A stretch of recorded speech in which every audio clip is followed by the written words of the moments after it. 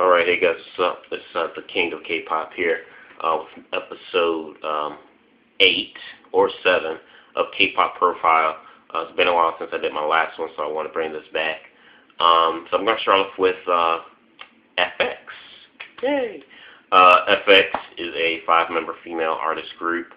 Well, before I do that, K-Pop Profile is where I kind of do a career timeline and profile of K-Pop artists and groups from past and present. Look at the rest I've done so far in my playlist. K-Pop Profile is what the playlist is. So yeah, this is on FX. So FX consists of 5 female members: Sully, Luna, Victoria, Crystal, and Amber. And they come from SM Entertainment. FX are SM's, I think, 3rd female group in the company's history, but 2nd after Girls' Generation, or the only girl group currently that they have in their roster since Nishide.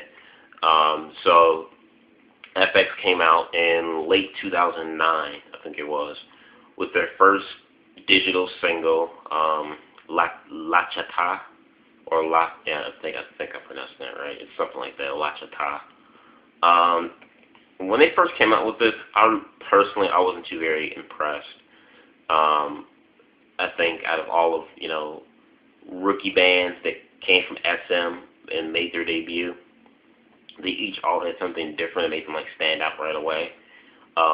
When FX first debuted with La Chata, first of all, the song to me was not a strong song to really grasp my attention.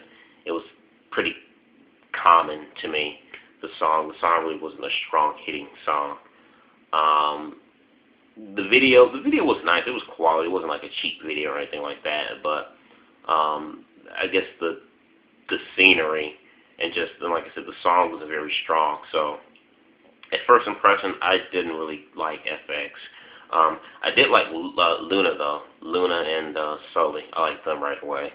But in terms of their music when it first debuted, I really didn't like it. I think they took a little break and then they came back with their 2nd digital download single, Chew. Chew was a bit of a step up than La Chata, but again, it was not really a strong song that would grab your attention, at least not in the long run. It would grab your attention but for that moment, but once the song ends in the 3 minutes and 10 seconds that it lasts, it's kind of forgettable after that. Like I said, step up from their first digital single, La Chata, but again, a song that's only memorable to me while it was being played. And it was cutesy. It showed their cute side a bit. Then after that, after they wrapped up most for that, FX came back in the summer of 2010 with their very first mini album, New ABO, and this is when I became a fan of the group. Their song was, unlike the previous 2 songs before, didn't sound like a recycled Nishide song or a song that was supposed to be meant for Nishide, but they decided just to give the leftovers to FX. This song fitted to me. FX, this showed their style. I think it showed their charisma and what they were all about. I love New ABO, and that's still my number 1 favorite song from that group.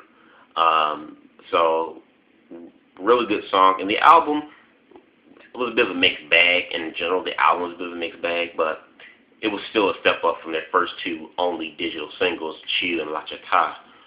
So, New ABO, I loved. It was catchy, kind of had a little American flair to it, but still very K-pop-ish. Loved it. And very memorable at that compared to the last 2 singles. After that, FX took a pretty long break.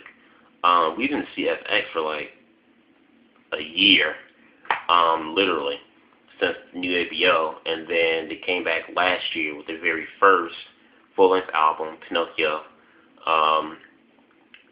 Now, Pinocchio, Danger, again, it's it's like with FX, it's like their songs are like a hit and a miss. It was a miss for me with the first two. They knew it'd be bam, grabbed my attention. When they came out with Danger, Pinocchio, again, to me, it's like the song is nice, but it's not you. It sounds like another watered down version of a Sonichi Day song. Um, but the one song I did like off that album was Gangster Boy. I love that song. I thought that song should have been their lead single instead of like their follow up or second promotion. I thought that should have been like their lead single for Pinocchio Danger, because that song was catchy. It was a lot like New APL, where it was catchy but cute at the same time. Loved it, and the lyrics too. I think are pretty nice. So I liked Gangster Boy better than I did Pinocchio. The album was okay. The album was good, but I just didn't like the lead single that they chose for it. And then about 2.5 months after that, they came back with a repackaged album with a brand new single called Hot Summer. Hot Summer was a song that was originally a song that was made by some French European female singer trio, female singer group. That SM Entertainment had bought the rights to that song for FX to use. And I've heard the English version of Hot Summer, but the Korean version fits it. I like it. That song fitted FX to me. That's when FX made a turnaround with Hot Summer. I thought Hot Summer was a good song. It was a good summer song at that, first of all. And it suited them very well. And I also started to wonder, it's just kind of funny how, side note, that every time when SM has artists to come out with repackaged albums, the lead songs that their artists would sing in a repackaged album is always songs that SM has bought off of some other artist. Like Sonichi Day's Run Devil Run, repackaged O album. Shiny's Hello, which was called Holla from J. Kate's, their repackaged album, and then FX's Hot Summer. I just find it funny how it's never a new song that they've written themselves, but it's a purchased song when it comes to repackaged albums. But anyway, let's get besides the point. I love Hot Summer. It suited them, even though it wasn't like their song originally that they made themselves. SM at least. It was still a good song. I love that. I don't know if they won any awards. I think they might have won awards for the repackaged album. Not sure. But they did win awards for Pinocchio. They did win like their first few awards for Pinocchio. After that, they took a break, and FX just came back about a little bit over 2 weeks ago, recently this year, 2012, with their second mini album, Electric Shock. And this album in general, to me, I feel like SM has actually put in some time and investment into FX, where they're like, well, we have Sonichi Day in Japan, so you know what? Yeah, we're going to invest more into you guys, because Sonichi, they're kind of like out of the way right now and in Japan doing stuff. So we're going to focus on you guys now and give you our undivided attention. So, I think the quality of the album altogether is really well, and I think it's their best production work to date. And the song itself, Electric Shock, another song like New ABL that is original, like that's meant for FX, that's like, can say like FX can name claim to this song.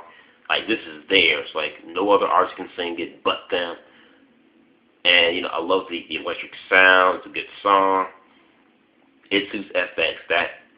The song Electric Shock, it says FX. Like, you look at FX and you hear Electric Shock and you like, bam, put the two together like peanut butter and jelly.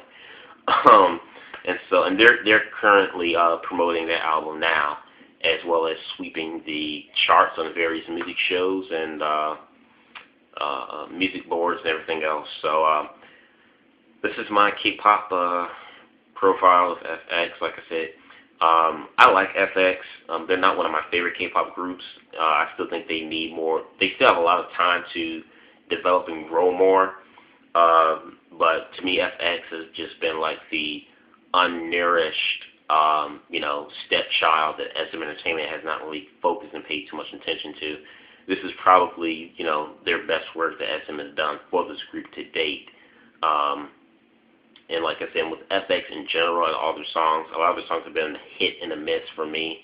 I like New ABO, Hot Summer, Gangster Boy, and now Electric Shock. Those are like the only songs I like from FX. And that's not their fault, but that's the SM's fault. But with all their songs collectively, for me, it's like a hit and a miss, hit and a miss, hit and a miss. And it's like, you're a bit lukewarm with me. So, but yeah, I still love the group, though. Let me know what you guys think about FX in the comment box below. And check out the rest of my K-pop videos and K-pop profiles on my playlist, which is titled K-pop Profiles. Peace, guys.